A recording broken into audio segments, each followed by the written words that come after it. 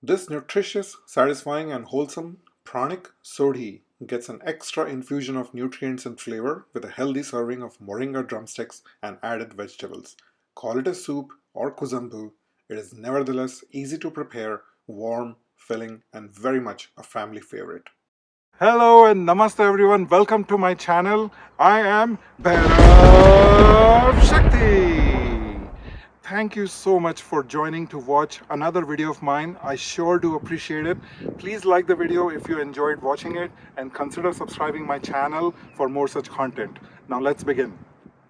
People may have been preparing this traditional recipe in their own way for ages, but my objective today is to show you how to make it as per this Isha book recipe and suggest a few tips for improvements. Here's the list of ingredients for sodhi. The recipe asks to extract fresh coconut milk twice from freshly grated coconuts, but to make it simpler, I'm using full-fat coconut milk that is easily available in the market. Some people may have concerns about the use of potatoes, tomatoes, and chilies that I've highlighted here, and I will come back to that shortly. Towards the bottom, I've added a few ingredients of my own to make it more nutritious and palatable, and I've clearly marked them as extra. You can replace any vegetable listed here with your own choice, because after all, it is your food. So there's a section in the book about pranic foods, and I referenced it for potatoes and tomatoes. It says, potatoes and tomatoes are zero pranic foods. They can be consumed by healthy adults, but people who have swelling and aching joints should avoid them. They tend to aggravate joint problems like rheumatism or arthritis. About the chilies, these are negative pranic. In the Isha Yoga Center, red chilies are used in moderation for taste. However, in all the recipes in this book, it can be replaced with black pepper for a completely positive pranic adaptation.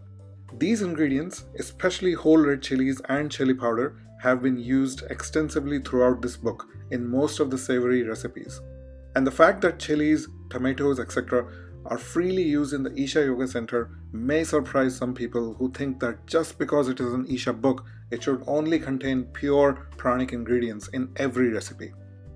Here's my 2 cents on this. I always look for reasons to include more vegetables as a source of nutrition and not find ways to exclude them. It is different if you have arthritis or joint problems, but if you are a healthy adult, you can absolutely include some potatoes and tomatoes in your diet.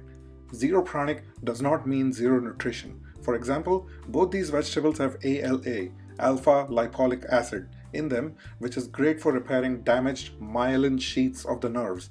Tomatoes have lycopene, which is a strong antioxidant. There is a saying about not being able to see the forest for the trees.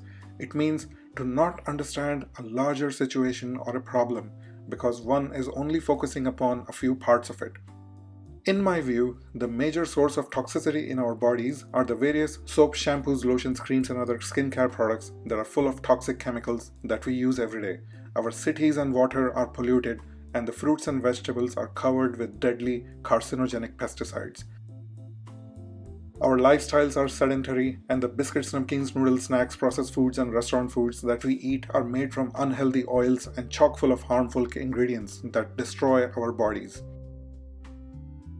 On top of that, we get into petty arguments with family, friends, and strangers online. We need to address this first, rather than fussing over whether to eat half a potato. I'm a normal guy with a busy life and don't want to inconvenience people around me by demanding special food as if I were a yogi from the Himalayas with decades of intense sadhana behind him. Food made with these ingredients is offered as prasad in the temples, and if the food is good enough for God, it is good enough for me. No offense intended, I just want to give a different perspective. Here I have a cup of mixed carrots, corns, beans, and bell peppers. Turn on the flame and add 3 cups of water and bring to a rolling boil.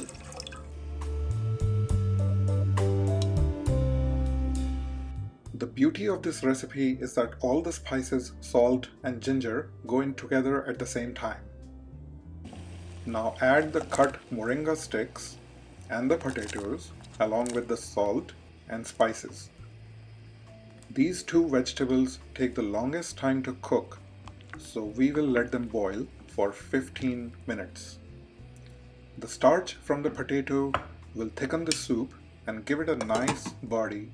Otherwise, your sodhi may be quite thin and watery. Friends, it takes 8 to 9 hours to bring out each video to you. If you appreciate my hard work, drop in a nice comment or like and share this video. It means a lot to me. Add the chopped tomatoes and the mixed vegetables. At this point, you can also add the jaggery.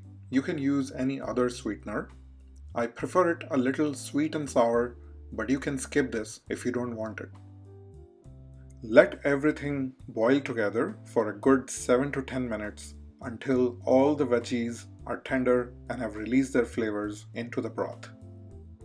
Turn off the flame and add the coconut milk. You can add a little less or more depending on your liking. We are going for a soup-like consistency here. Squeeze the lemon into the soup and add the cilantro. The lemon juice will do two things. It will help with the absorption of nutrients from the vegetables and will cut the fatty taste from the coconut milk. Together with the sweet taste from the jaggery, it'll really taste delicious. This next step can be considered optional.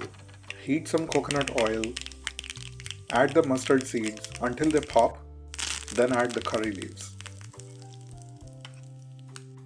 Pour this dressing or tadka into the soup and mix well. I found that sodhi tastes great even without the tadka. So if you don't have these ingredients on hand, it is perfectly okay.